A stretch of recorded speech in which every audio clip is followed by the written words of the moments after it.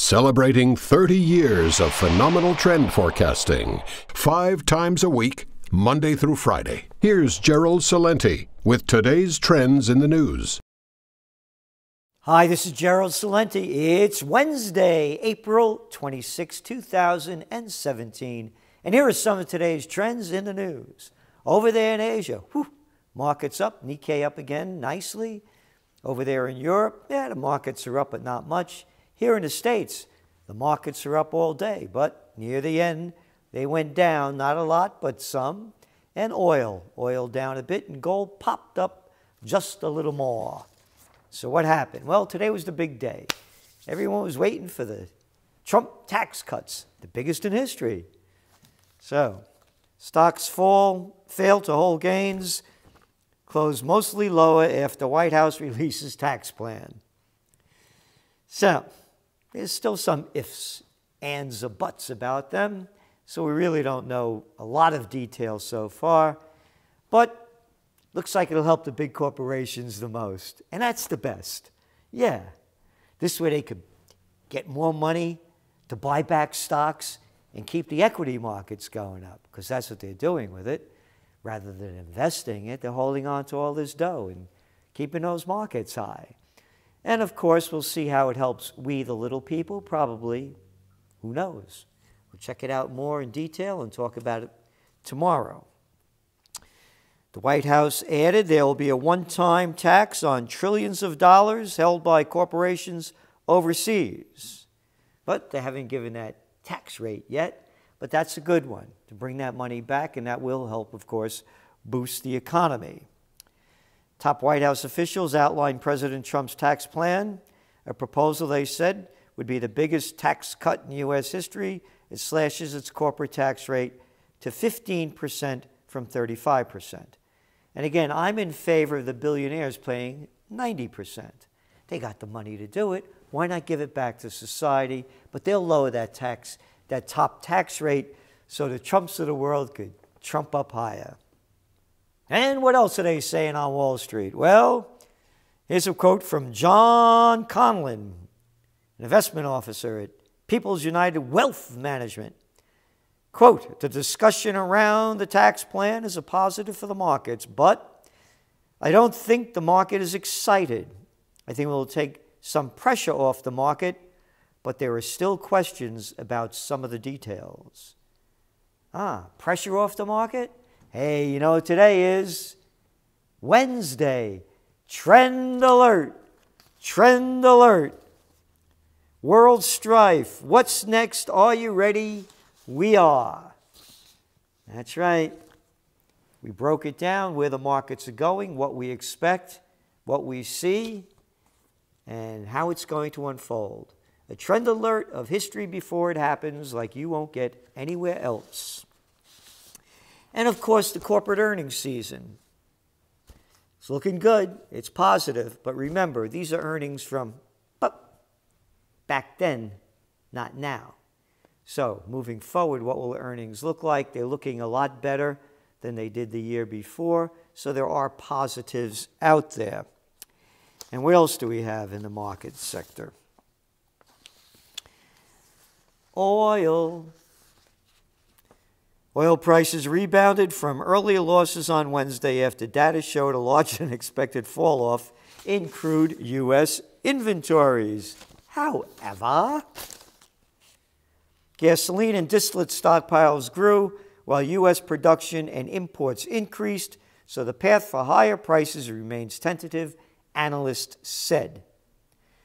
He also said there's lackluster gasoline demand that could leave stockpiles of the fuel elevated even through the summer driving season. In January, sales of gasoline by refiners was down 6% from a year earlier.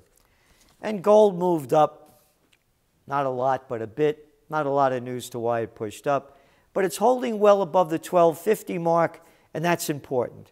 Should it continue to hold it well against it? Now it's in the 1270 range, and it holds above that 1250 range. It could go over 1,300, but again, as we keep saying, gold has to really solidify over $1,400 an ounce to hit the new high. A lot of the economic news also is in the Trump protectionist plan, as they call it, from other countries, but in the United States, it's bringing jobs back home by renegotiating these lousy trade deals. And yesterday I talked about what they're doing in Canada, putting an import tariff on imported lumber coming in. So now Donald Trump has threatened to broaden the tax dispute with China.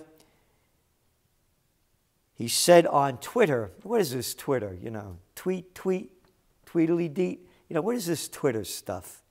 Anyway, that Canada has made business for our dairy farmers in Wisconsin and other border states very difficult. So now he's talking about putting a tariff on incoming dairy products. Asked on CNBC whether the U.S. move was the start of a trade war, Chrystia Freeland, Canada's Minister of Foreign Affairs, replied, "No, absolutely not." Okay, we'll see. Some interesting data on that lumber. U.S. remains the top destination for Canadian lumber exports by a big margin, capturing over 77% of the sales abroad. But lumber sales to China have surged in a decade from 65.9 million Canadian dollars in 2006 to over $1 billion a year last year. China now buys 13% of all Canadian exports, as opposed to 0.6% a decade ago. You know what the top trend is for 2017. Buy and sell China. They're buying what you're selling, and they're selling what you're buying. And again, more trade actions on the table. Wilbur Ross, the Commerce Secretary, is talking about launching trade actions to protect the U.S. aluminum, steel, vehicles, aircraft, shipbuilding, and semiconductors. I'm talking about renegotiating NAFTA. So this is real. It's happening. To me, these are positives. I don't see them as negatives. If we pay more and we're earning more, that's good.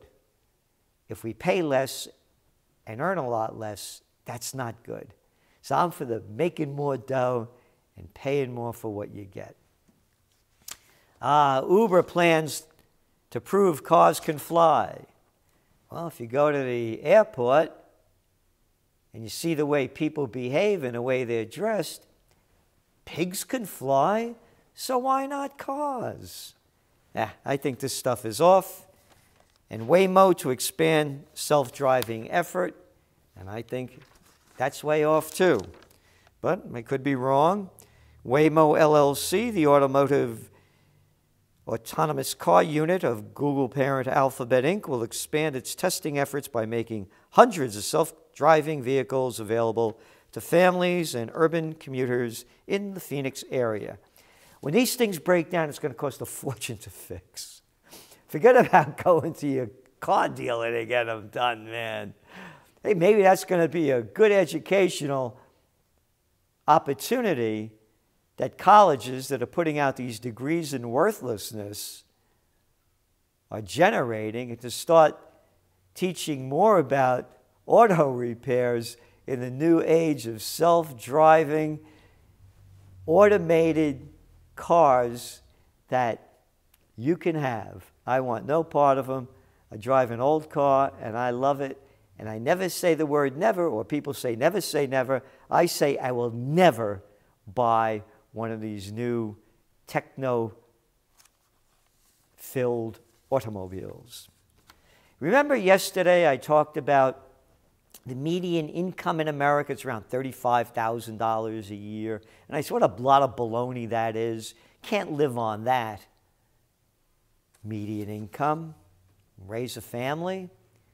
Feds, $100,000 is low income in parts of the Bay Area. That's right. They say a family of 4 in San Francisco or San Mateo County with an income of $105,350 is now considered low income. For Alameda and Contra Costa County, $80,000 is considered low income. Seattle, $72,000 low income, and Boston, $78,000 low income. Google tries to curtail sites selling fake news. I guess they'll be keeping ABC, NBC, the White House, Fox, NPR, and all the rest off them, huh? Because they're the ones putting out fake news all the time. The Russians are coming. The Russians are coming. Oh, they went into Hillary Clinton, then the Democratic National Committee. No proof. Oh, yeah. Assad used Syrian sarin gas. No proof. Here it is, right in today's Financial Times. Russians accused of front-runner hack.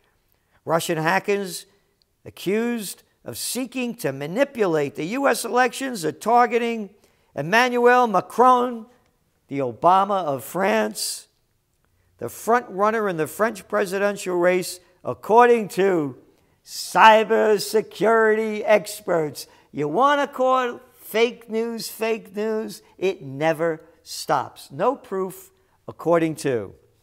And again, remember when that cyber group, those experts, retracted their statement about Russian hacking into the DNC. It was reported, and we reported it on Voice of America, but it never made the El Prestatute news. And what else? Hey, we got to stop those Iranians from launching missiles and those North Koreans launching missiles. How dare they launch missiles that go a couple of feet compared to intercontinental ballistic missiles?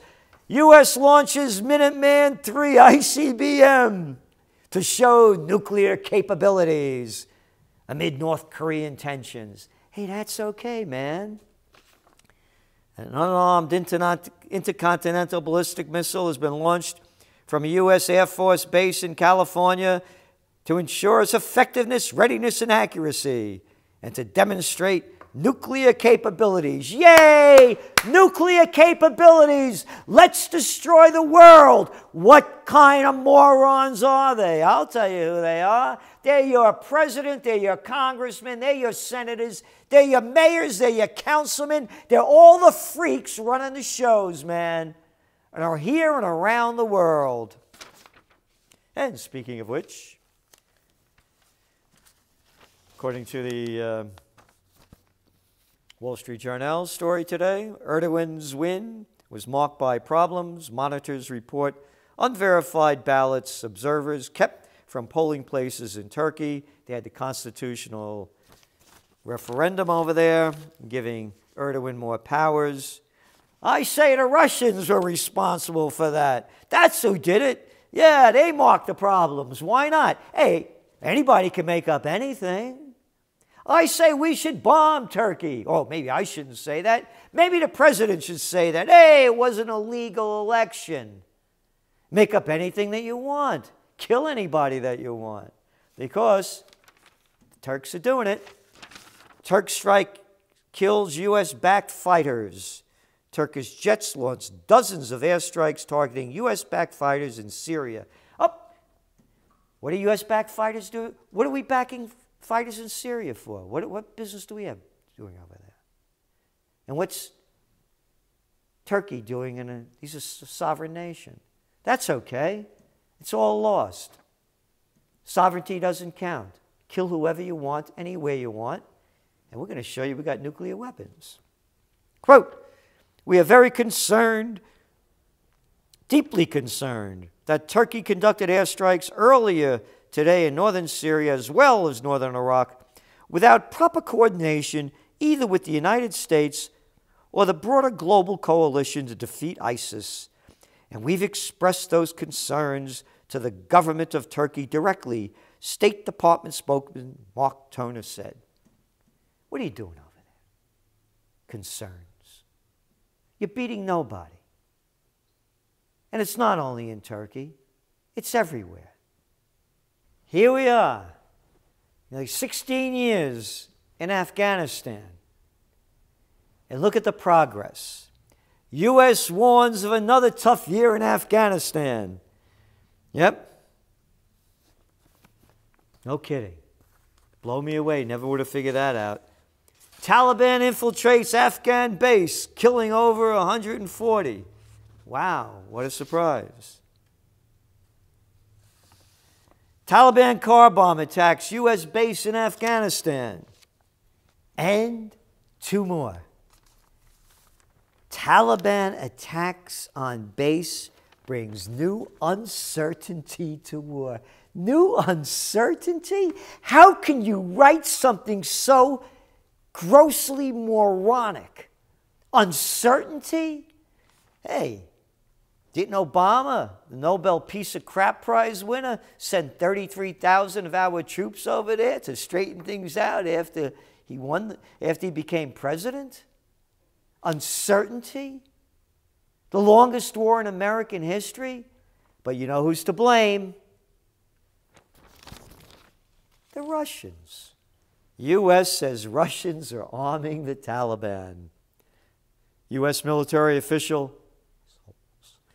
said they have seen an increasing number of small arms provided by the Russian government. U.S. officials have complained that the Kremlin has interfered on the Afghan battlefield on the Taliban's side. How dare they? Hey, wasn't Jimmy Carter that put the Taliban in there to get rid of the Russians? And now the Russians are helping the Taliban and working against the Afghan government, the puppet government installed by the Americans? What are we doing over there? Read your Trends journals from going back. I outlined George W. Bush's speech to the nation 9 days after 9/11, making the case to attack, invade, and occupy Afghanistan. And I began it by saying only a madman would speak these words, and only people dumbstruck with terror would believe them, and believe they did. I outlined his entire speech to the nation, not one fact of why we should go into Afghanistan. Oh, Osama bin Laden was there. He'd been there, and maybe he'd been gone. So that's an excuse to invade and occupy a nation and destroy it for 16 years and be part of the migrant crisis problem or refugee crisis problem? They're taking us to war. They love war. The madmen do. And the war drums are beating. Read your Trend Alert. This is Gerald Celente, and that's some of today's trends in the news.